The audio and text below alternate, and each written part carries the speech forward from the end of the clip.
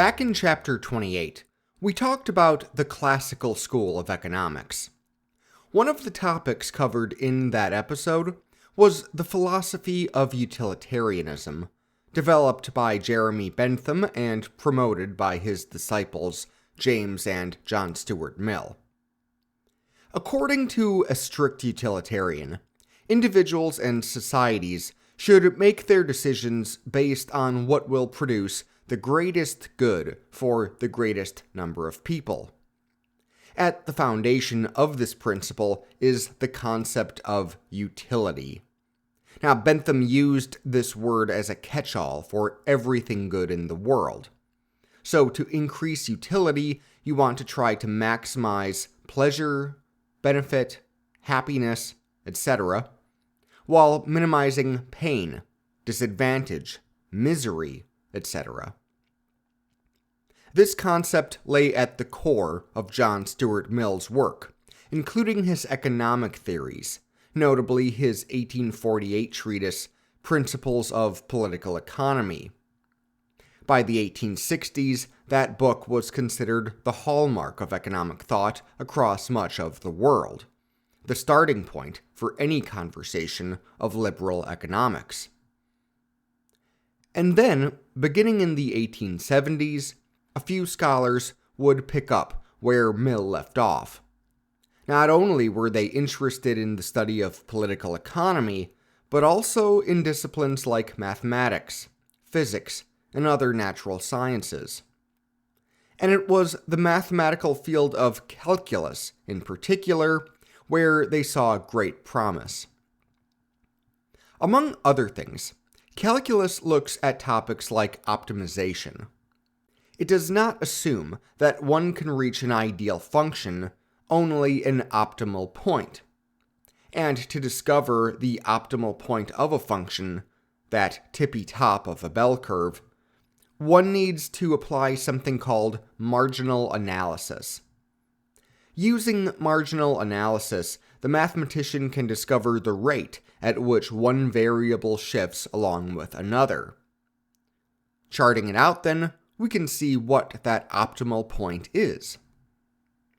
By using marginal analysis to find optimal rates of utility, these new economists were putting forth theories of what we call marginal utility. Thus, this moment became known as the marginal revolution, or the marginalist revolution, depending on the historian you're reading. And these marginalists, as they're called, had a few goals in mind for their work. First, they were generally opposed to socialism and very opposed to Marxism in particular. They were writing at a time when Marx was becoming the dominant thinker in socialist circles, and they were ideologically horrified by his writings. Far from accepting that industrial capitalism had created an entrenched bourgeoisie and an entrenched proletariat diametrically opposed to one another, they believed the system was increasing everyone's utility. At a minimum, they sought to explain how industrial capitalism had been generally good for the working classes, and they even went so far as to suggest that, in true economic liberalism, one would see a class-free system. To them, socialism was a heretical divergence from the true religion of classical economics, and they traced this divergence back to a few culprits. As one marginalist put it, quote, "That able but wrong-headed man, David Ricardo, shunted the car of economic science onto a wrong line. A line, however, on which it was further urged toward confusion by his equally able and wrong-headed admirer, John Stuart Mill." End quote. And yet, the marginalists, too, would shunt the car of economic sciences onto a new line. A line that diverged from the classical school of Smith and Say and Malthus. Their Neoclassical School would be much more libertarian, much more laissez-faire. And second, By taking ideas from calculus and applying them to the topic of political economy, these scholars wildly transformed the discipline. From here on out, it would not be referred to as political economy anymore. These scholars wanted to call it simply economics. Though they were opposed to Marx's substantive conclusions, they, like him, believed that political economy was too caught up in abstract theories. They wanted to bring scientific rigor to economics.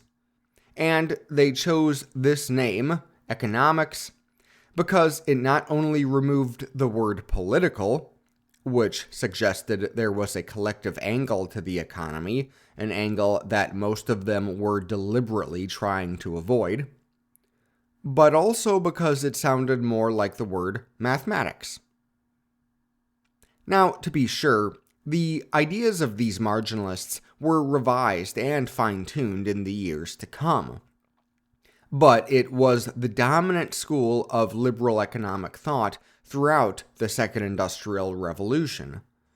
And the theories that the marginalists developed still serve as the foundation of how economics is taught across much of the world to this very day.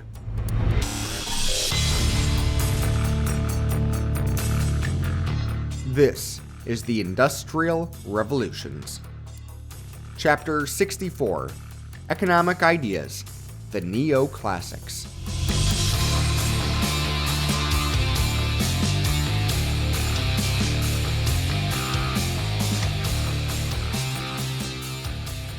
Okay, before we get into it, let's cover a little admin. First of all, note about the title today. Way back when, I had this idea to gradually sprinkle episodes about the history of economic thought throughout the podcast, naming them all Economic Ideas, and then adding a part number and subtitle. Chapter 9 was Economic Ideas Part 1, The Oldies. Chapter 10 was Economic Ideas Part 2, Adam Smith. And Chapter 28 was Economic Ideas Part 3, The Classics. But then I got to the dawn of socialism, and it all went haywire, because those chapters didn't only focus on economic ideas. But we can say that Part 4 of Economic Ideas was covered in Chapter 42, when we discussed the utopian socialists, and Part 5 was, of course, Chapter 49, when we discussed Marx. So, if you want to know what part of Economic Ideas we're on, it's Part 6, and Part 7 will be next time. Why all this focus on economic ideas? Well, for one, they have long been a personal interest of mine, but more importantly, because these ideas would have a massive impact on the way the history of the industrialized world unraveled during the 20th century. And we're going to see some hints of that today. Second of all, I want to thank all the wonderful people who support the podcast with financial contributions. Special shoutouts this time go to Harriet Buchanan and Kyle Laskowski, to new patrons Madeline Hill and Andrei Andreykovich, and to John Bartlett, Adam Bibby, Chris Bradford, Elizabeth Brooking, Tara Carlson, Dancer in the Dark, Michael Hosknecht, Herbie Irby, Eric Hoganson, Alonso Ibanez, Naomi Kanakia, Brian Long, Andrew C. Madigan, Martin Mann, Duncan McHale, John Newton, Emeka Okafor, Brad Rossi, Joshua Shanley, Christian Sebast, Jonathan Smith, Russell Tanner, Ross Templeton, Seth Wiener, and Tanner. Thank you. The marginal revolution began in the 1870s, thanks to 3 different books by 3 different authors in 3 different countries. In fact, these 3 books didn't have all that much in common, and the 3 authors were pretty much unaware of each other's existence at this time. The first was our old friend, William Stanley Jevons. We met him back in chapter 50. He had already made a name for himself in Britain during the 1860s because he published that book, The Coal Question. Remember the Coal Question?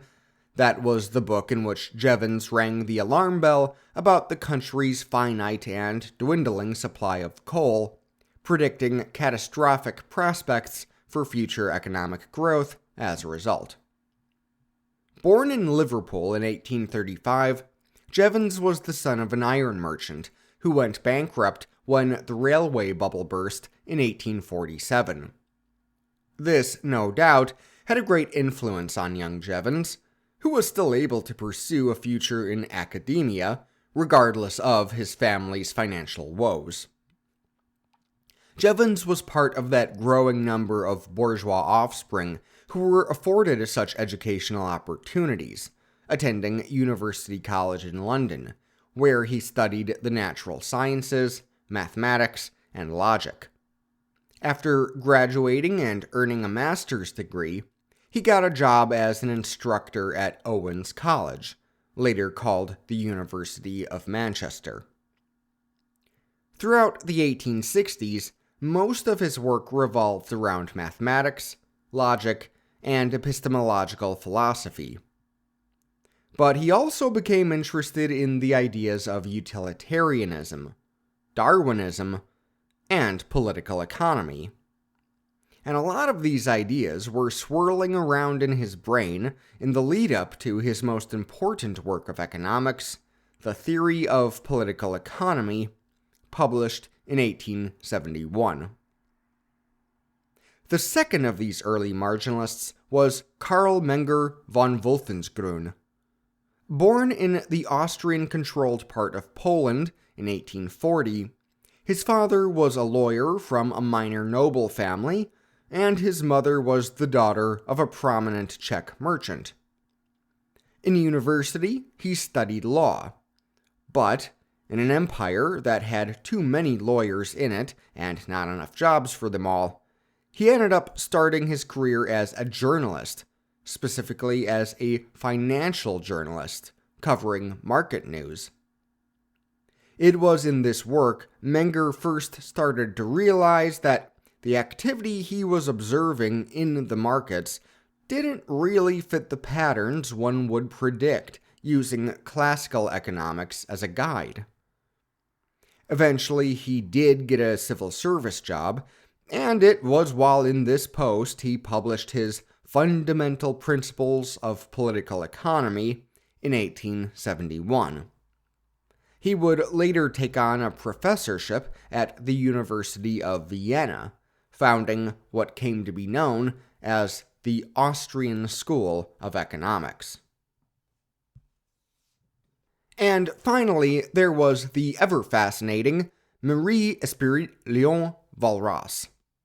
Born in Normandy in 1834, Walras was the son of an economist and school administrator who encouraged his son's scholarly pursuits. However, it took a while for Walras to find his academic groove. He failed to pass the entrance exams to study at the École Polytechnique, not once, but twice. He then enrolled in the École des Mines to study engineering, but got bored with it and dropped out after a year. From there, he tried writing romantic literature, but that soon spluttered out too. Eventually, with his father's encouragement, he began studying economics. But without a degree, there weren't many jobs in that field, so he took various jobs to pay the bills, as a journalist, as a railway clerk, and even as a director of a cooperative bank. And even though he failed at all these things, he had built up enough of a resume to get a job teaching political economy at the Academy of Lausanne in Switzerland. It was from this post he published his Elements of Pure Political Economy, with the first volume coming in 1874, followed by the second volume 3 years later. These three thinkers didn't share all the same views, nor was their approach to economic thought very consistent, but there were a few broad commonalities. Most important among them was a utility theory of value, explaining, quote, the nature of wealth and value as, quote, the consideration of indefinitely small amounts of pleasure and pain. Jevons wrote, quote, in this work I have attempted to treat economy as a calculus of pleasure and pain, and I have sketched out, almost irrespective of previous opinions, the form which the science, as it seems to me, must ultimately take. End quote. This thinking flew directly in the face of several previous economists, including Smith, Ricardo, and Marx, who shared a labor theory of value. They believed that all value was derived from labor. The marginalists, though, believed that value was derived from the utility of the consumer. The three founders of the Neoclassical School all had problems with the labor theory of value, and by extension, the implied exploitation of labor being necessary for capital accumulation. Remember, that's to say that the only way employers can earn profits is by paying workers less than the value of the goods they are creating. The neoclassical economists instead explained that the workers were being paid the full value of their labor in that moment. Their wages were merely an investment made by the capitalist, and the profits, said capitalist, earns later, represent the interest, the return on his investment. In this regard, Menger actually went further than the rest of them, developing a supply-side utility theory of value. Simply put, when an entrepreneur produces a good, there is an opportunity cost involved. After all, he could use that time and energy to produce some other kind of good. Thus, value must depend, at least in part, on the producer's utility too. Walras did not quite see it that way. He viewed value as being determined in a process of competitive bargaining, much like an auction, where an auctioneer shouts prices, looking for which buyers and sellers show interest. Eventually, he'll hit a price point at which a transaction between the buyer and seller becomes possible. But in this system, only the buyers will maximize their utility. The sellers are merely coordinating the production of the goods that will create value for the consumer. But they all seemed to realize that if value is derived from utility, then value cannot really be an objective measurement. Labor value was objective enough. You can measure it in terms of wages plus profits. But the value of utility depends on the needs and desires of each individual consumer.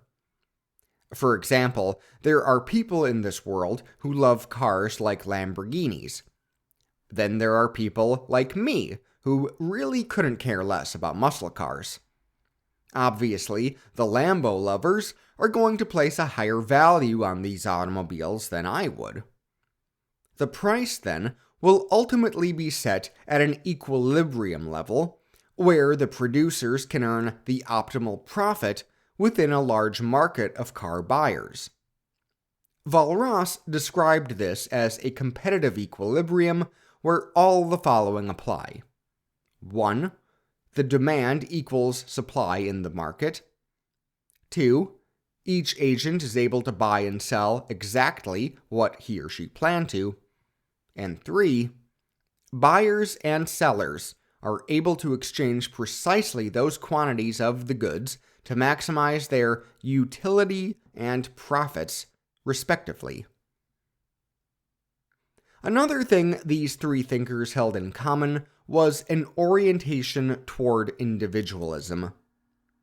If economic value was to be measured by the subjective pleasures and pains of individuals, then individuals, or at most small aggregates like families or firms, had to be the economic agents to focus on.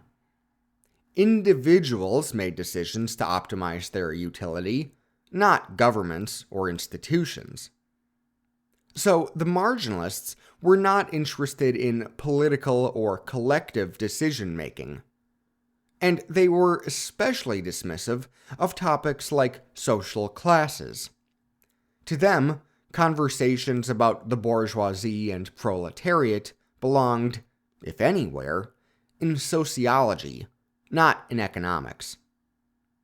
As Jevons put it, quote, "The supposed conflict between labor and capital is an illusion," and that, quote, "we ought not to look at such subjects from a class point of view, and in economics at any rate, should regard all men as brothers," end quote. Walras similarly viewed all individuals as either A, consumer savers, who try to determine the ratio of present consumption to future consumption, which will create the most utility for them overall, or B, as entrepreneurs selling to the consumer savers. Menger even believed concepts like national interest and collective wealth were impossible to analyze from any sort of scientific approach. Only individuals could serve as free agents, and thus, only individuals were worth studying. Class and collective goals were irrelevant in a competitive market. So too were ethics. Now, if you remember back to Chapter 9, you may remember how the Scholastic School of Economics, from the Middle Ages, believed in concepts like just prices and just wages, or how they stood opposed to things like usury. While such specific dogmas like these had fallen out of favor across Western society during the Industrial Age, a general moral framework for economic thought largely remained. Right and wrong still played a role in political economy. Well, the Neoclassical School sought to destroy that framework once and for all. They viewed the economy as amoral, and by extension believed the study of economics should be amoral. Menger called, quote, "the so-called ethical orientation of political economy a confusion in thought." To Walras, the idea that a good had a natural price or a just price was absurd. There was only one price, and it was the market price. But that's not to say they were nihilists. Far from it. They wanted to see good in the world. They just believed it would be most achievable within a competitive free market. Society is made up of individuals, and they believed that only individuals could determine what would best optimize their utility. By extension, when all, or at least most, individuals can buy stuff according to their individual needs and desires, it means utility is being optimized for society as a whole. In fact, this rationale worked well for all three founders of marginalism, despite their very different worldviews. Menger was certainly the most nihilistic of the three, but he took risks advocating for a liberal economic outlook in a pretty illiberal Austro-Hungarian empire. Walras was actually considered a socialist in his day, not only as a supporter of the co-op movement, but also as a Georgist. Now, we'll talk more about Georgism next time, and Patreon supporters will get to learn more about Walras's brand of free market socialism in the footnotes at the end of this episode. And Jevons put a great deal of time and thought into essays about labor reform and conservation. And the topic of conservation was one that concerned them all to some extent too. As Walras put it, quote, "There are no products which can be multiplied without limit. All things which form part of social wealth, land, personal faculties, capital goods properly speaking, income of any kind, exist only in limited quantities." End quote. Even in these years of growing productivity, the founders of marginalism were concerned about scarcity and how scarce resources would be distributed. And they were also concerned about anti-competitive practices. They did not agree with the prevailing capitalist sentiment of the time that feared quote-unquote ruinous competition. They opposed corporatist movements like gentlemanly pools and large corporate mergers, both of which would consolidate markets and raise prices. The marginalists went to great lengths to discredit monopolies. And they applied this philosophy to the forces of labor as much as they did to the forces of capital. Walras supported the co-ops, and Jevons even supported a certain role for trade unions, along the lines of the friendly societies of old. But they were adamantly against anti-competitive labor market practices like strikes and collective bargaining. Still, their writings all had relatively little traction at first. Hardly anyone read these 3 books when they were published. But, going into the 1880s and beyond, there was suddenly an explosion of economists who not only took note of the first 3 marginalists, but expanded and crystallized their ideas further.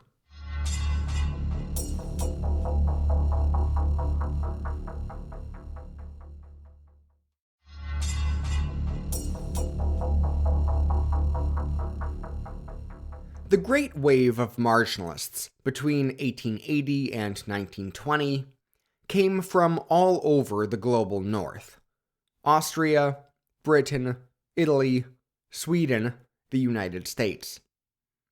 This wave included such names as Enrico Barone, Gustav Cassel, Francis Isidro Edgeworth, Irving Fisher, Maffeo Pantaleoni, Arthur Cecil Pigou, Knut Wicksell, Philip Henry Wickseed, and Friedrich von Weisser. But the most important were Alfred Marshall, Eugen von Bombawerk, John Bates Clark, and Vilfredo Pareto. The most important of all of them, by far, was Marshall. Born in London in 1842, he was the son of a low-level clerk in the Bank of England. But he attended good schools and graduated from the University of Cambridge. Despite his aptitude for mathematics, Marshall became increasingly interested in philosophy, especially utilitarianism, as well as Darwinism. Eventually, these 3 interests would be blended together in his approach to economics, much like with Jevons before him. In 1890, Marshall published his Principles of Economics. It was so influential, it not only replaced Mill's Principles of Political Economy as the de facto economic treatise found in schools across the West, its methodology is still commonly found in econ textbooks today. One of his most important theories was that of diminishing marginal utility. As he explained it, quote, "During the course of consumption, As more and more units of a commodity are used, every successive unit gives utility with a diminishing rate, provided other things remaining the same, although the total utility increases. End quote. For example, if you are buying donuts for yourself to eat, the first donut is probably going to taste great. The second donut will also taste good, but it probably won't give you the same rush of dopamine in your brain as the first did. So, even though 2 donuts are better than 1, the first is going to be better than the second. And by the time you've eaten 4 or 5 donuts, you're probably starting to feel pretty sick, and your overall utility may start to decline. Marginal utility, therefore, can be charted as a downward moving slope, or, as we call it, a demand curve.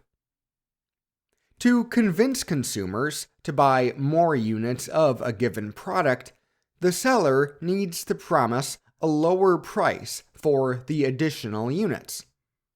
And because the diminishing marginal utility of a product or service varies from product to product or service to service, the shape of that curve is not always going to be consistent. Marshall called this the price elasticity of demand. This all stands in contrast to the supply curve, in which a producer not only wants to fetch the highest price possible for her good, but also has rising costs of production to worry about. Thus, put them together, and the supply curve and demand curve will crisscross. Marshall even described it as being like the, quote, blades of the scissors. And it is where the 2 curves intersect that you will find the equilibrium price. Now, this idea of supply and demand is so central to economics today that it could be easy to lose sight of how eye-opening Marshall's work was. And although he was not the first to come up with this theory, it had origins going back more than a century, he is the one who popularized it. From here on out, the theory of supply and demand will become the foundational law of microeconomics. The way Marshall imagined it, each buyer goes into a transaction with a quote-unquote demand price in mind, while the seller goes into it with a quote-unquote supply price in mind. To achieve price equilibrium, then, they don't rely on an auctioneer, like Ross imagined, or haggling, like some others figured. Instead, the producer will simply adjust production levels to bring the price to the same level the consumer is willing to pay. But in order for the consumer to optimize their utility in such a transaction, the market needs to be competitive. There needs to be a large number of agents, both buyers and sellers, and the buyers and sellers need to be competing with other buyers and other sellers. Now, to this end, he created examples of the supply and demand effect in both a competitive market and under a monopoly. What Marshall did not put forward was a theory of value. Under his framework, value was not derived from labor, nor was it derived from the consumer's utility, nor anything else. Value was irrelevant. Price was all that really mattered. Surprisingly, though, Marshall did not see this theory of supply and demand as being the most important idea in economics. He instead thought that the real issue was the allocation of scarce resources, or the quote-unquote science of activities, as he called it. This is something he shared in common with the original marginalists, but he wasn't a big fan of the earlier wave. In fact, he differed from most other marginalists when it came to the role of economics as an amoral discipline. As he put it, quote, "There is wanted wider and more scientific knowledge of facts, an organon stronger and more complete, more able to analyze and help in the solution of the economic problems of the age. To develop and apply the organon rightly is our most urgent need, and this requires all the faculties of a trained scientific mind." End quote. Marshall believed economists could go so far as to promote the redistribution of wealth from rich to poor as a social dividend, provided they could make a solid argument for it. And indeed, his successor at Cambridge would go on to make such a case for a social welfare state. Few economists would be more hostile to that way of thinking than our next guy.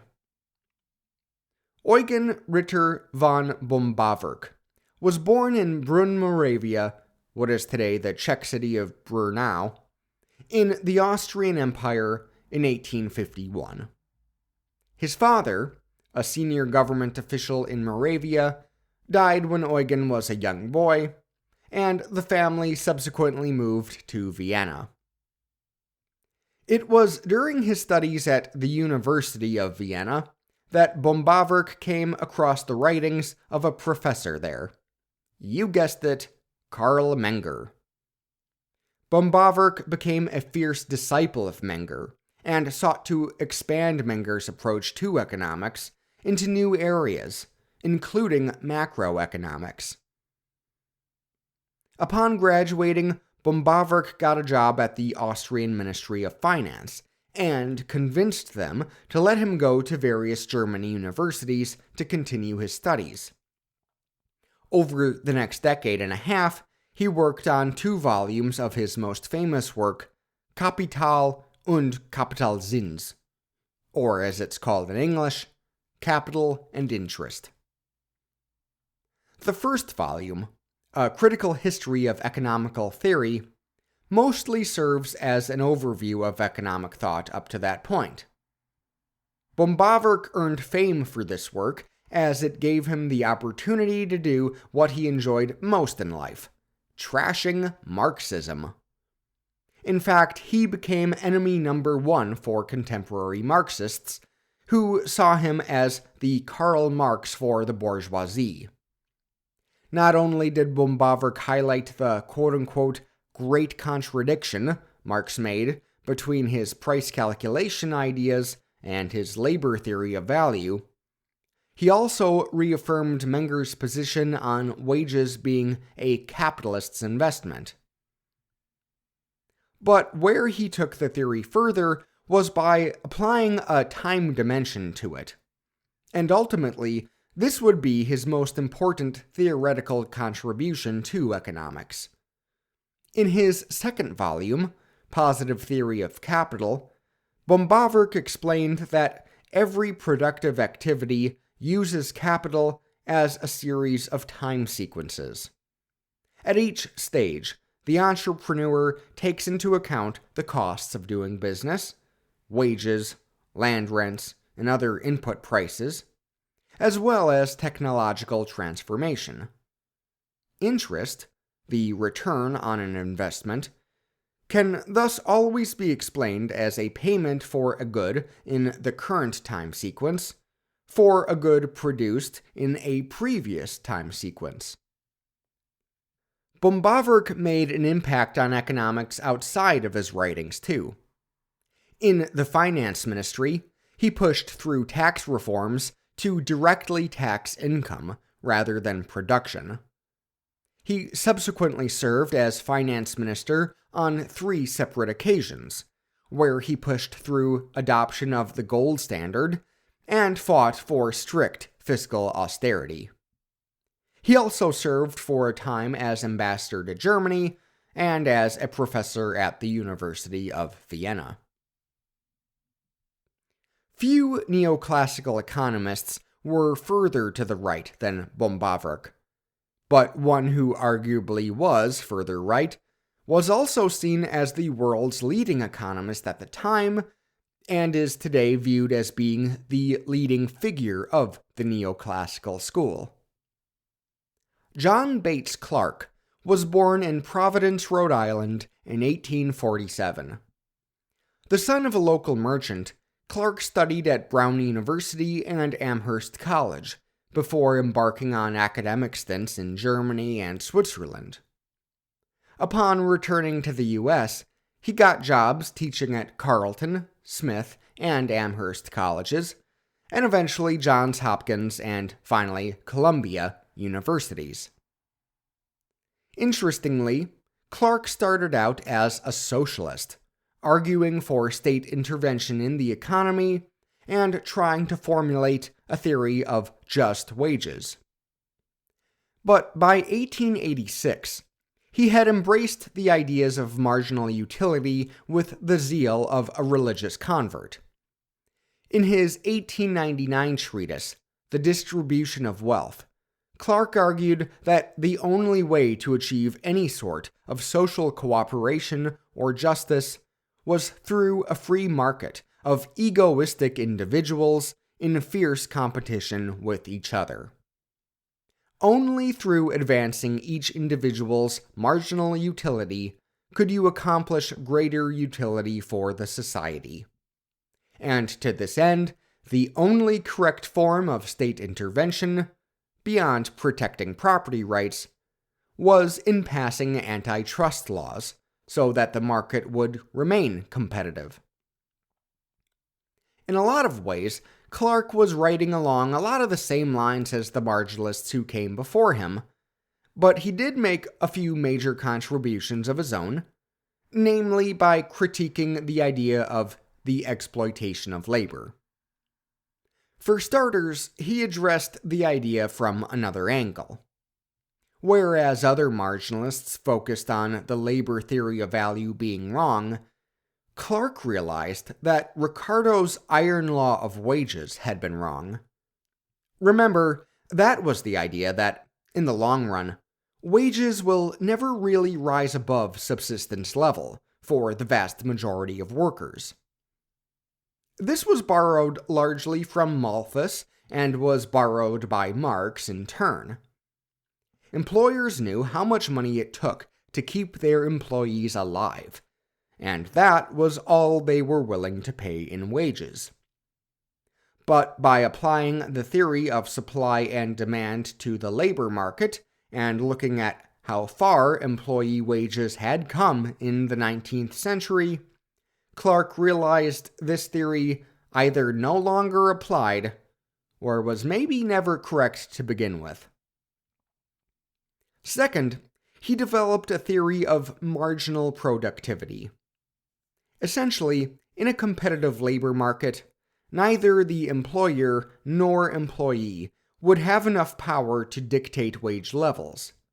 The employer would worry that the employee could go find a better job if he was paid too little, and the employee would worry that the employer would replace him if he demanded too much. Additionally, the wage must satisfy two fundamental principles, that of equity and of efficiency. Under these principles, each agent, the laborer and the capitalist, will receive an income related to their proportion of the output, their marginal productivity, one for supplying the labor, the other for supplying the capital. In this, Clark viewed the distribution of income as governed by a certain natural law, and thus any talk of exploitation, at least in this context, made no sense. Clark also viewed capital differently. Unlike the classical economists and Marxists, he didn't see much point in distinguishing between fixed capital and variable capital, at least not in trying to put together a theoretical economic framework. Fixed capital, like machines, buildings, and equipment, were usually considered separately because of their productive potential and because they were not as malleable and transferable as variable capital was. But to Clark, that was the problem. Fixed capital was usually too industry-specific, and, as we've been starting to see over the course of this podcast, too time-specific. A certain machine might become irrelevant over time and lose its value. Thus, all capital needed to be treated as essentially a question of dollars and cents, or fill in your currency of choice here. But to me, probably the most impressive economist of this time was our last guy today. Vilfredo Federico Damaso Pareto was born in Paris in 1848, as his parents had fled Genoa earlier that year due to all the revolutions happening. Shout out Chapter 47. His parents, Genoese nobles, eventually moved the family back to Italy. Like his father, a civil engineer, Pareto went to university to study engineering. After years of working on engineering projects, he eventually served as the director of a railway and the manager of an ironworks. But by his mid-40s, he had become really interested in classical political economy, and he started writing on the subject, mostly attacking proposals for state intervention in the economy.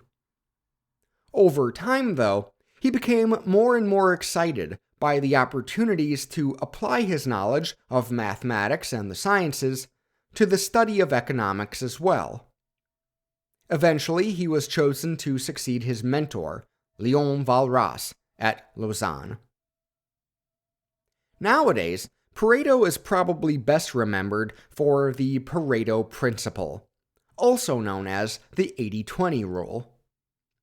Demonstrating that 80% of the land in Italy was owned by just 20% of the people, he subsequently realized this uneven distribution could be seen in other things too.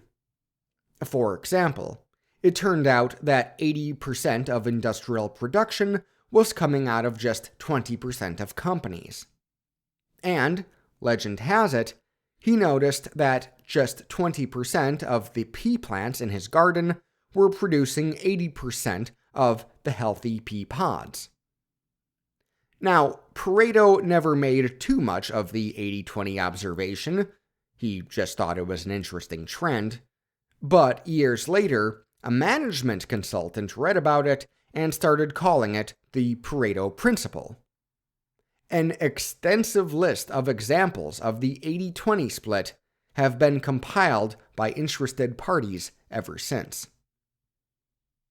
That being said, Pareto was able to use this principle to build many of his economic models, including the Pareto chart, distribution and density functions, Pareto interpolation, the Pareto index, and the Pareto priority index.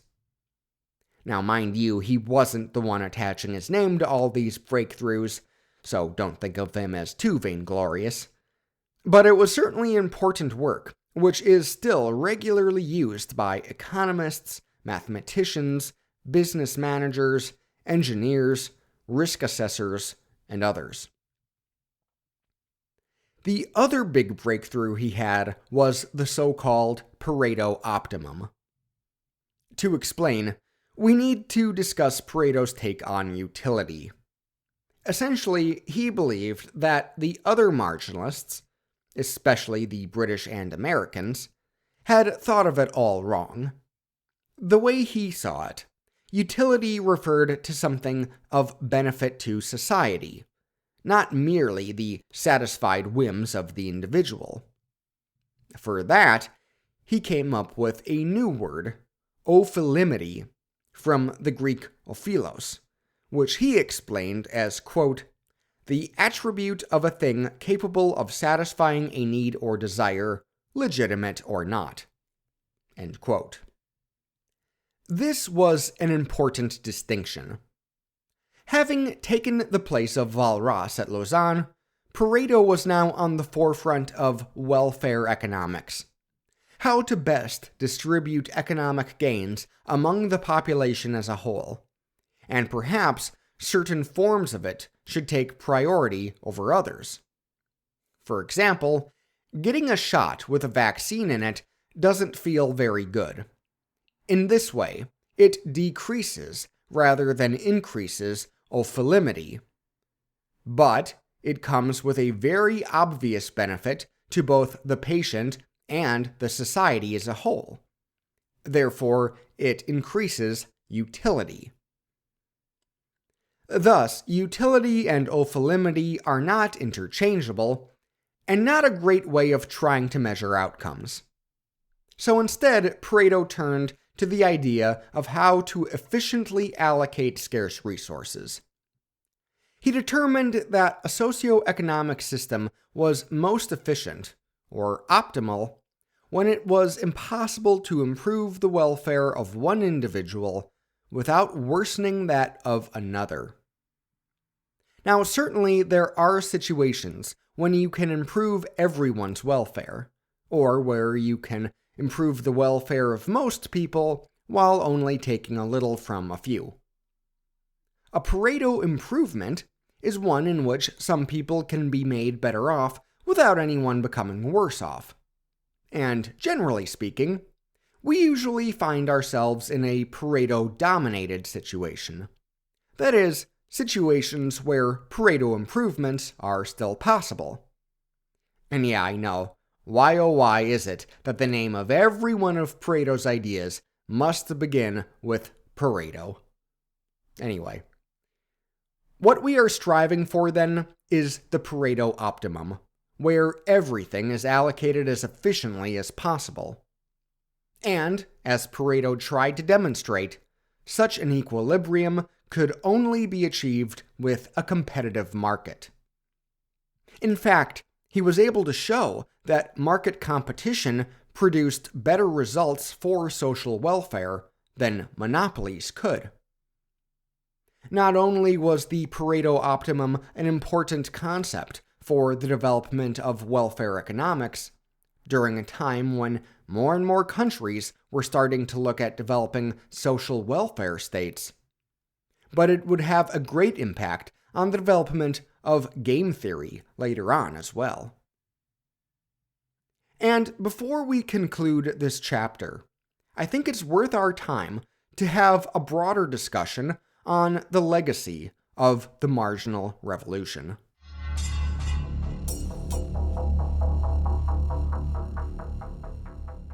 The transformation of political economy to economics is a feature of the marginal revolution that's impossible to ignore. Even the early marginalists like Jevons were still writing treatises that looked only, marginally more scientific than those of Smith, Say, Malthus, Ricardo, or Mill. But by the time you get to Pareto, you're not reading treatises like that anymore. You're pouring through tables of data, complex mathematical equations, and endless graphs. The marginalists really did set the stage for everything that was to come in liberal economics, from John Maynard Keynes to Milton Friedman and beyond. Both the New Deal liberals of the left and the neoliberals of the right largely borrow from this tradition. Which isn't to say it should go without criticism. First of all, it put far too much emphasis on the role of individuals in economic decision-making. While this would be addressed somewhat with the rise of institutional economics and high economic theory later on, it has always been an unfortunately influential flaw. Second, utility is a bit of a goofy concept, if we're being honest. Now, Pareto did try to address this with the concept of ophelimity, but he may have only complicated an already dubious line of thought. Despite great efforts to do so, no one has really ever been able to measure utility in any reasonable way. And even if you could measure utility reasonably, you are still dependent on the individual to increase his utility himself. Ultimately, marginalism rested too much on the assumption that individuals were generally rational agents, capable of making the right decisions to increase their utility. And, based on what we know today, that is a really, really bad assumption. Most people do not consistently make rational decisions. Many of our economic models, then, are not accurately describing the decisions made by Homo sapiens, but by what economists now jokingly refer to as Homo economicus, a perfectly rational species of human beings. Plus, their focus on distribution of scarce resources and wealth was strange, given the now obvious trend of continuous long-term economic growth. Make no mistake, their insights about scarcity, culminating with the Pareto optimum, are very useful to us. But in a world where new wealth was constantly being created, the bleak marginalist concern over scarcity may have limited their insights. But despite these flaws, the marginal revolution was super important for the Neoclassical School of Economics. If nothing else, it threw a wrench in the trend of corporatism during the late 19th century. And it provided a reasonable counter to socialism, which was not an easy sell. After all, socialism promised a romantic, egalitarian vision of the future. But the marginalists made an effective argument for how competitive market economics might actually prove better for the working classes in the end. Of course, it didn't help the socialists that their ideas were all over the place during these same years. Different socialist schools had formed, advocating wildly different approaches for social transformation. And we're going to talk all about them next time on the Industrial Revolutions.